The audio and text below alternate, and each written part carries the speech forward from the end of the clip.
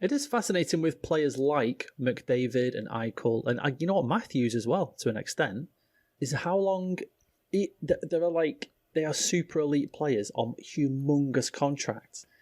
How long do they just shut up and take the money? How long until they just say, yeah, do you know what? I'm fucking sick of this. I am sick of this.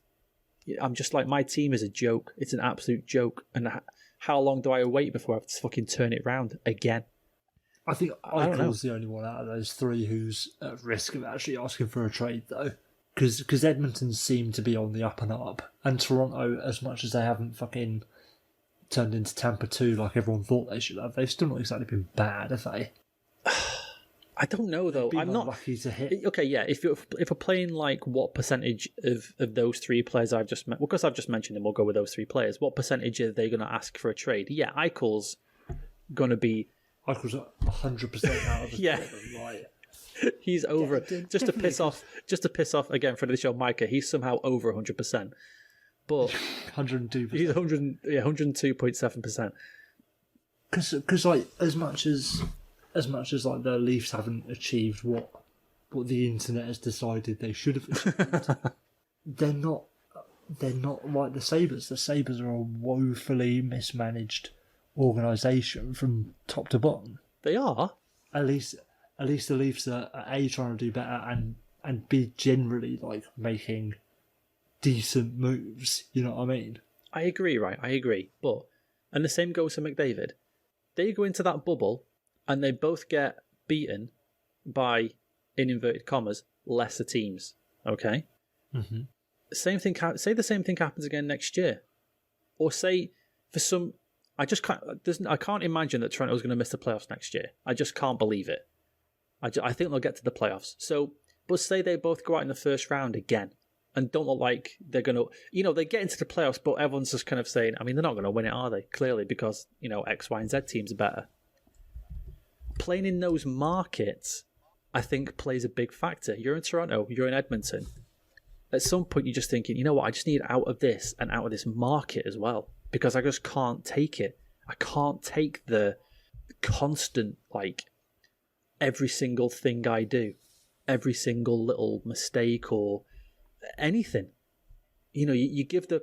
Because like I've said, I listen to TSN radio sometimes, and I'll listen to the Edmonton area version. I'll listen to... Like, you would think after they lose a regular season hockey game, they're just like, trade this guy. Why are they making these moves? This is a joke. Oh my God, these players are garbage. They then win 2 games in a row, and it's all, I can't believe Sheldon Keefe's turned it around. What a coach. Oh, these players are playing great. I mean, Matthews might be the best centre in the league. He's the future Bergeron, and all this kind of thing. And it must weigh on these players if they're playing in these markets and have not had any even remote success. Not even close. I mean, they're not neither McDavid or Matthews. I mean, again, and Eichel, but none of them are even close to have had any kind of success as to what they thought they might have at this stage of their career. Yeah, I'll give you that. But when was the last time a star player asked for a trade just because they haven't made the conference finals? Mate, or the second round. It's not just like the conference finals. But it's one playoff. Like in McDavid's case, it's one playoff appearance because the prelim didn't count. So it's one playoff appearance for the consensus best player in the world. And like I said to you, like last season, Sad Connor, he must go home and just think, "The fuck am I doing? What am I doing here? Like, how did I get to this? How did I get to this point in my career?" Stared himself in the mirror and said, "You're a fucking joke, Connor. You're not even a real hockey player. You're no better than Tanner Glass, you fucking piece of shit." Connor McDavid's looking in the mirror going, "Chris Kunitz has got 4 fucking rings. This is bullshit." Just punches the mirror. Matthews is kicking his dog. Patrick fucking Maroon again. Punt.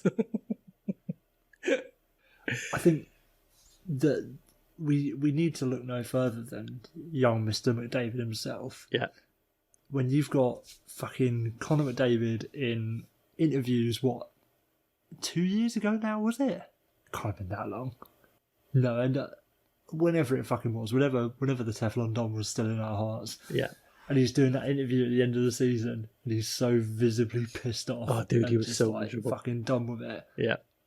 If he doesn't ask for a trade after that, fucking nobody's getting traded. Yeah, but then you kind of, the organisation buys themselves a little bit of time, don't they? Like if Babcock's still there, I'm saying the same thing about Matthews. But Yeah, but then, okay, they get rid of then Babcock. any They get rid of organisation Lou. does that and buys themselves a bit of time. Oh no, I agree. But that's the thing. Like, there's a point at which you move the Teflon Don out, you bring someone else in. You move Lou Where do you Lamoriello. go from there? So you bring. How do you even... God. Sorry, no, go on. I was going to say you move the Teflon Don out, you bring someone else in.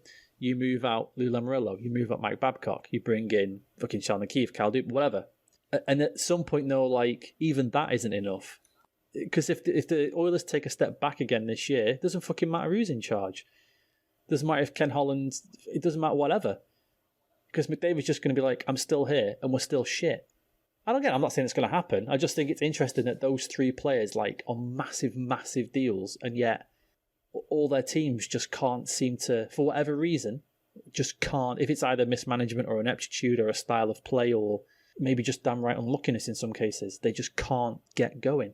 And I just wonder if we're going to see that point where one of those players, like an actual superstar, elite player, says, "Yeah, you know what, I'm done," in the middle of his contract. Fuck this, I'm off. Yeah.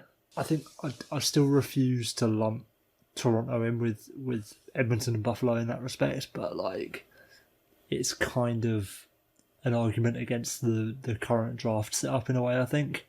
Because of course these franchises end up being inept because that's how they end up with the players in the first place.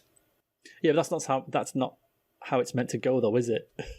If you're the Oilers and you have four first overall picks in a decade, you're not meant to still be shit. Like you think, like, okay, no, we've either got four awesome players who are playing on our team, or we've got like pieces to move around. But it's just that sort of So again, it's another self-fulfilling prophecy in a way where like your organisation is so badly run that you end up with the first overall pick, and then your organisation is so badly run that even with the first overall pick, you can't get out of that rut to build a good team. Looking forward to Jack Eichel, the New York Ranger, though.